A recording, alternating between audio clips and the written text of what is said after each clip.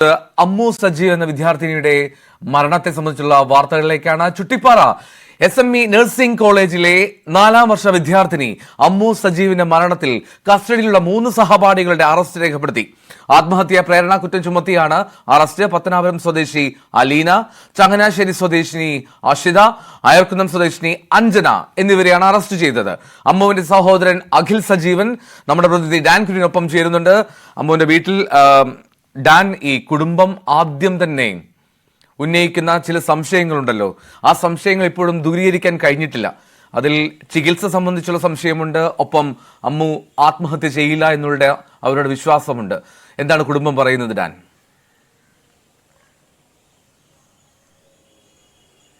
ഞാനിപ്പോൾ നിൽക്കുന്നത് ഐരൂപ്പാറയ്ക്ക് സമീപം ചാരുമൂടുള്ള അമ്മു സജീവന്റെ വീട്ടിലാണ്, വീടിന്റെ മുമ്പിലാണ്.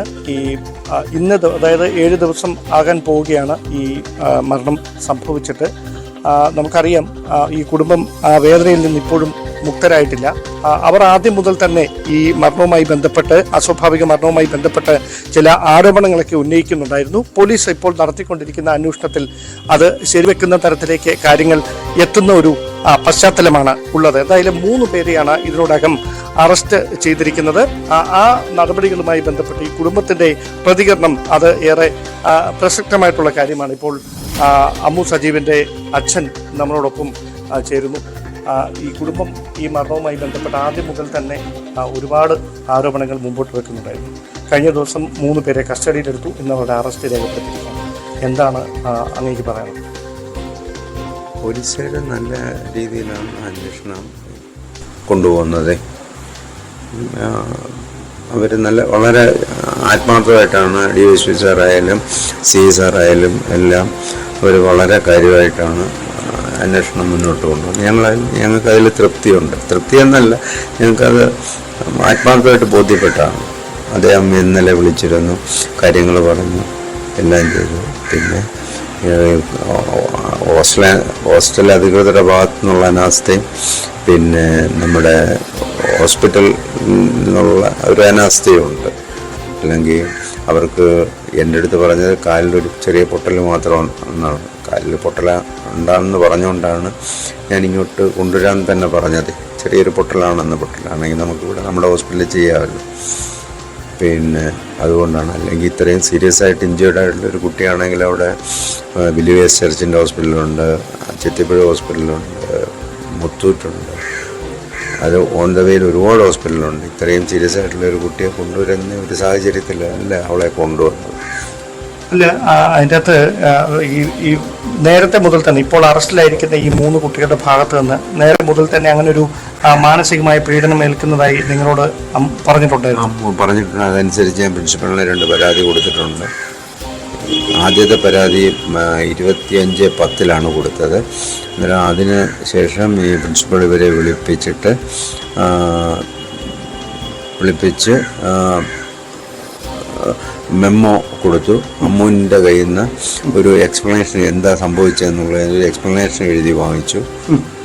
അന്നേരം ഈ കുട്ടികൾ പറഞ്ഞ് ആ എക്സ്പ്ലനേഷനകത്തും മെമ്മോയുടെ റിപ്ലൈക്കകത്തും പറഞ്ഞതും നേരിട്ട് പറഞ്ഞതും, സാർ ഞങ്ങൾ ഫൈനൽ ഇയർ സ്റ്റുഡൻസാണ്, ഞങ്ങളുടെ ഭാവി ഇല്ലാതാവും, ഞങ്ങളിനി ഒരു കാരണവശാലും അമ്മുവിൻ്റെ ഭാഗത്തോട്ട് നോക്കുകയോ അമ്മുവിനെ ഉപദ്രവിക്കുകയോ ചെയ്തത് തെറ്റായിപ്പോയി, ഞങ്ങൾ ഒരിക്കലും അങ്ങനെ ഇനി ചെയ്യത്തില്ല എന്ന് ഉറപ്പ് പ്രിൻസിപ്പളിന് കൊടുത്തു. അമ്മുവിനും കൊടുത്തു. അന്നേരം അമ്മു പറഞ്ഞു, നിങ്ങൾ കൈയൊന്നും എനിക്ക് തരണ്ട, നിങ്ങളുമായിട്ട് എനിക്കിനി യാതൊരു രീതിയിലുള്ള ഇതും വേണ്ട, എന്നെ എൻ്റെ വഴിക്ക് വെറുതെ വിട്ടാൽ മതി, ഞാൻ പഠിച്ച് എങ്ങനെയെങ്കിലും 10-15 ദിവസമേ ഉള്ളൂ, ഞാനത് കഴിഞ്ഞ് എൻ്റെ വീട്ടിൽ പോയിക്കോളാം, അതിനനുവദിച്ചാൽ മതി എന്നാണ് അമ്മ പറഞ്ഞത്. അത് പ്രിൻസിപ്പൾ എൻ്റെ അടുത്ത് ഇന്നലെ പറഞ്ഞു. ഇത്രയും ഒരു വ്യക്തിപരമായ ഒരു വൈരാഗ്യം അമ്മുവിനോട് ഇവർക്ക് വരാനുള്ള കാരണം അങ്ങനെ എന്തെങ്കിലും സൂചനകൾ ഉണ്ടായിരുന്നു? നേരത്തെ ഇവർ ഈ ഗൈനക് പോസ്റ്റിങ്ങിന് ആലപ്പുഴ പോയപ്പോൾ ഒരു ഇൻസിഡൻ്റ് ഉണ്ടായി. അമ്മു ആണെങ്കിൽ ഒരു ചെറിയ കാര്യം ഉണ്ടെങ്കിൽ ഞങ്ങളോട് ഷെയർ ചെയ്യും. അവൻ്റെ ചേട്ടനോട് എന്നോടും പറയാറുണ്ട്. അങ്ങനെ ഒന്നും ഒളിച്ചു വെക്കത്തില്ല അവളെ. അന്നേരം അവിടെ ഒരു പ്രൈവറ്റ് ഹോസ്റ്റലിലായിരുന്നു ഈ കുട്ടികളെ 50 കുട്ടികളെയും താമസിപ്പിച്ചിരുന്നത്. അന്നേരം 25 ഉള്ള ഗ്രൂപ്പായിട്ടാണ് ഇട്ടത്. അന്നേരം അതിനകത്തൊരു അസിസ്റ്റൻ്റ് വാർഡൻ, ഒരു വലിയ പ്രായമൊന്നും ഇല്ലാത്തൊരു സ്ത്രീയാണ്. അന്നേരം അവർ ഈ കുട്ടികളെ സെക്കൻഡ് ഷോയ്ക്ക് കമ്പൽ ചെയ്ത് കൊണ്ടുപോയി. അന്നേരം അമ്മു എൻ്റെ അടുത്ത് വിളിച്ച് ചോദിച്ചു, ഈ അച്ഛാ ഇങ്ങനെ അവരെല്ലാം നിർബന്ധിക്കുന്നു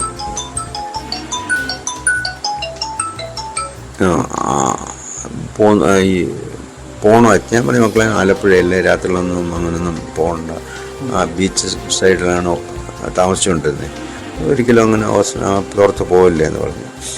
നീ ഒരു കാര്യം ചെയ്ത്, നീ ഇങ്ങനാണെങ്കിൽ രാവിലെ നീ ക്ലാസ് കോർഡിനേറ്ററോട് ക്ലാസ് ടീച്ചറിനോട് ഇത് വരുമ്പോൾ പറയുകയും വേണമെന്ന് പറഞ്ഞു. അങ്ങനെ അവൾ ക്ലാസ് ടീച്ചറിനോട് ഇത് പറഞ്ഞ് ക്ലാസ് ടീച്ചർ പ്രിൻസിപ്പളിനോടൊക്കെ പറഞ്ഞ് പ്രിൻസിപ്പൾ ഈ കുട്ടികളെല്ലാം തിരിച്ചു വിളിപ്പിച്ച് വാൺ ചെയ്ത് അത് ചെയ്തതാണ്. അന്ന് തുടങ്ങിയൊരു ഈ പോയത് അമ്മു പറഞ്ഞതിനെ തുടർന്നുണ്ടായ ഒരു ഈ സെക്കൻഡ് ഷോയ്ക്ക് പോയ കാര്യം ക്ലാസ് ടീച്ചറിനെ അമ്മു അറിയിച്ചതിന്റെ പേരിലുണ്ടായ പ്രശ്നങ്ങളാണ്. പിന്നെ അതാണ് തുടക്കം.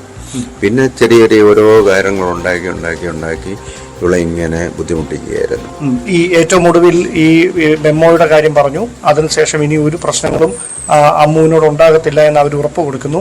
പിന്നീട് പെട്ടെന്ന് ഈ കാര്യങ്ങൾ അന്ന് വൈകിട്ട് തന്നെ ഇവക്ക് ഈ മൈഗ്രെയിനും അലർജിയൊക്കെ ഉള്ള കുട്ടിയാണ്. ഇവക്ക് മുട്ടയൊന്നും കഴിക്കാൻ പറ്റത്തില്ല. അന്നേരം ഇവൾ ഈ മൈഗ്രെയിൻ്റെ മരുന്നും കഴിച്ച്, ഇവൾ ഒറ്റയ്ക്ക് റൂമിലായിരുന്നു അന്ന് താമസിച്ചുകൊണ്ടിരുന്നത്.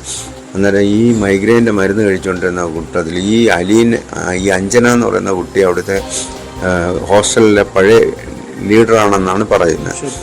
അങ്ങനെ ഇവളുടെ റൂം തല്ലി തുറന്ന് കയറി ഇവളെ പിടിച്ചൊലിക്കുക എന്തൊക്കെയോ ചെയ്തു ഇവളെ. എന്നിട്ട് നീ ആരെ എന്തോ രാജ്ഞിയാണോ ആ ടോണിൽ എന്തൊക്കെയോ സംസാരിച്ചു. നീ ഫുഡ് എല്ലാവരും കഴിക്കാൻ പറ്റുന്നത് നിനക്ക് മാത്രം എന്താണ്, നീ വന്ന് ഒപ്പിട്ടാൽ എന്താണ് എന്ന് പറഞ്ഞ് ഒരുപാട് ഹരാസ് ചെയ്തു. അന്ന് രാത്രി തന്നെ പ്രിൻസിപ്പൾ പറഞ്ഞ രാത്രി തന്നെ. അന്നേരം ആദ്യം ഇവള് കരഞ്ഞുകൊണ്ട്, അച്ഛാ എന്നെ ഉറങ്ങാൻ പോലും സമ്മതിക്കുന്നില്ല അച്ഛാ, അച്ഛൻ അറിയാമല്ലോ എനിക്ക് മരുന്നും കഴിച്ചുകൊണ്ട് മൈഗ്രെയിനിലൊക്കെ കഴിക്കുമ്പോൾ ചെറിയൊരു സെഡേഷൻ വരുമല്ലോ. അന്നേരം അങ്ങനെ പറഞ്ഞപ്പോൾ ഞാൻ പിറ്റേന്ന് രാവിലെ വൈഫിനെ കൊണ്ട് ക്ലാസ് ടീച്ചറിനെ വിളിപ്പിച്ചു. ടീച്ചറെ ബുദ്ധിമുട്ടാണ് ഇങ്ങനെ ഒരു അന്നേരം ടീച്ചർ ഇവരെ വിളിച്ച്, നീ അങ്ങനൊന്നും ഉണ്ടാകത്തില്ല, അമ്മുവിനെ ഞാൻ നോക്കിക്കോളാം എന്ന് അവർ പറഞ്ഞു. അതിനുശേഷമാണ് ഈ ടൂറിൻ്റെ പ്രശ്നം. ഈ ടൂറിൻ്റെ കോർഡിനേറ്റർ ഒരു ബസ്സിനകത്ത് വെച്ചാണ് ടീച്ചർ ഈ കോർഡിനേറ്റർ ആക്കുന്നതെന്ന് പറഞ്ഞത്. അന്നേരം അമ്മു നേരത്തെ തീരുമാനിച്ചാണ് ടൂറിന് പോകുന്നില്ല. അവൻ്റെ ബ്രദറിൻ്റെ അവിടെ ചെന്നൈക്ക് പോകാനായിട്ട് അവൾ ഫ്ലൈറ്റ് ടിക്കറ്റ് എടുത്ത് വെച്ചേക്കുമായിരുന്നു.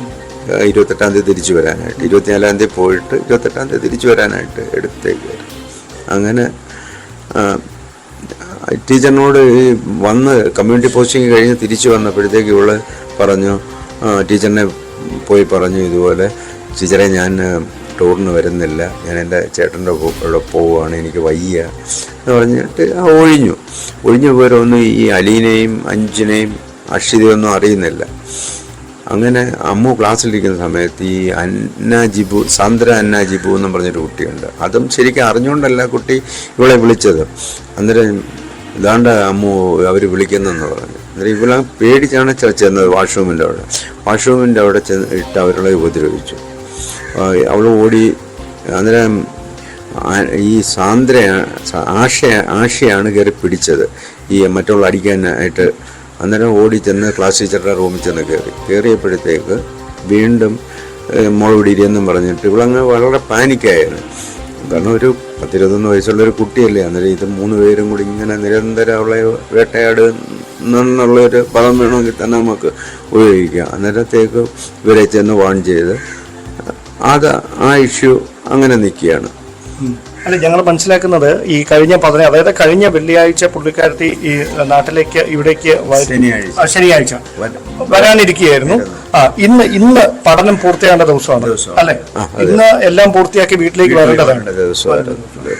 അപ്പം അതിനോട് അകമാണ് ഇങ്ങനെ അപ്രതീക്ഷിതമായ കാര്യങ്ങളൊക്കെ. അത് കഴിഞ്ഞിട്ടൊരു ഇൻസിഡന്റ് ഉണ്ടായി. ഇവരുടെ ലോഗ് ബുക്ക്, ഈ അലീനയുടെ ഓരോ ദിവസം ഓരോ ബുദ്ധിമുട്ടുകൾ ഉണ്ടാക്കുകയാണ്. അലീനയുടെ ലോഗ് ബുക്ക് കണ്ടില്ല എന്ന് പറഞ്ഞു.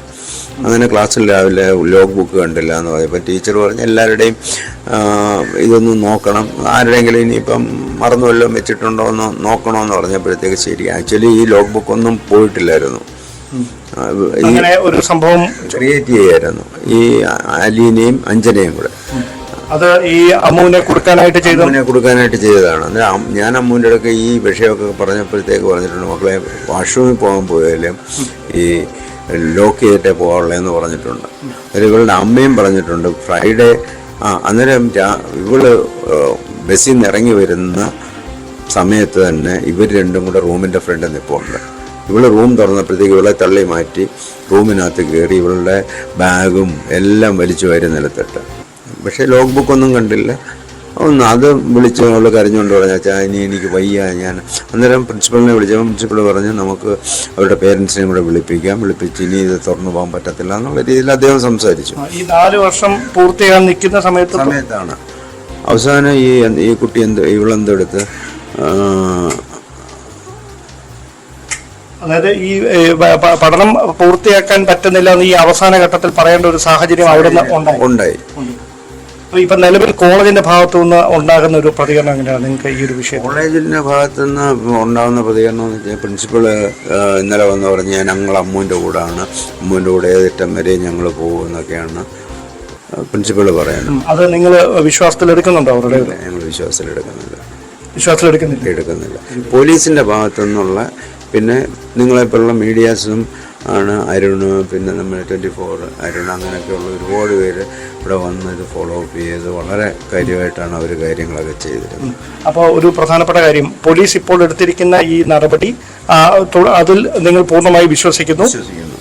നിയമ നടപടിയുമായി മുമ്പോട്ട് പോകേണ്ടത്? തീർച്ചയായിട്ടും നിയമ നടപടിയായിട്ട് ഞങ്ങൾ മുമ്പോട്ട് പോകും. പിന്നെ അടുത്ത ഒരു കാര്യം എന്ന് വെച്ച് കഴിഞ്ഞാൽ ഈ കുട്ടികൾ ഇവിടെ വന്നിട്ട് ഇവരുടെ സഹപാഠികൾ ജൂനിയേഴ്സ് കുറച്ച് കുട്ടികൾ വന്നിരുന്നു.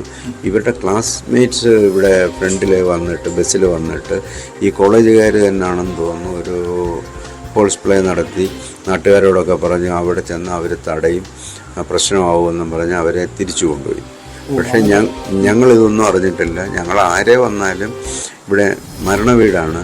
മരണവീട് അല്ലെങ്കിൽ പോലും ഇവിടെ പലരും വരാറുണ്ട്. ഞങ്ങൾ ശത്രുക്കളാണെങ്കിലും ഞങ്ങൾ ആരോടും, ഞാനൊരു വ്യാപാര വ്യവസായ തിരുവനന്തപുരം ജില്ലാ സെക്രട്ടറിയാണ്. പിന്നെ അതുപോലെ തന്നെ ഒരുപാട് സോഷ്യൽ വർക്കും ലയൺസ് ക്ലബും ഒക്കെ ഭാരവാഹിയാണ്. അല്ലെ, ഈ ആരോഗ്യ സർവകലാശാലയുടെ വൈസ് ചാൻസലർ ഇവിടെ എത്തി നിങ്ങളെ സന്ദർശിച്ച് അദ്ദേഹം ഒരു അന്വേഷണ റിപ്പോർട്ട് തയ്യാറാക്കുന്നുണ്ട്. അതിൽ തൃപ്തരാണ് ഞങ്ങൾ. അതായത് അമ്മു എന്ന വിദ്യാർത്ഥിനി, ഇത് അവസാന വർഷ വിദ്യാർത്ഥിനിയാണ്. ഈ അവസാന ഇത്രയും വർഷങ്ങൾ ഒരുമിച്ച് പഠിക്കുന്നവരാണോ ഇത്രമാത്രം ഈ മാനസികമായ പീഡനം ഏൽപ്പിക്കുക എന്ന് പറയുന്നത്? മാത്രമല്ല, അങ്ങനെയെങ്കിൽ ഈ വർഷങ്ങളിൽ ഉടനീളം അമ്മു ഇത്തരത്തിൽ ഒരു പരാതിപ്പെടാൻ ഔദ്യോഗികമായി ശ്രമിച്ചിട്ടില്ലേ? അത് വേണ്ട എന്ന് വെക്കുകയായിരുന്നു. എന്താണ് അതിനെക്കുറിച്ച് അമ്മു ഇവരോട് പറഞ്ഞിട്ടുള്ളത് എന്ന് ചോദിക്കും.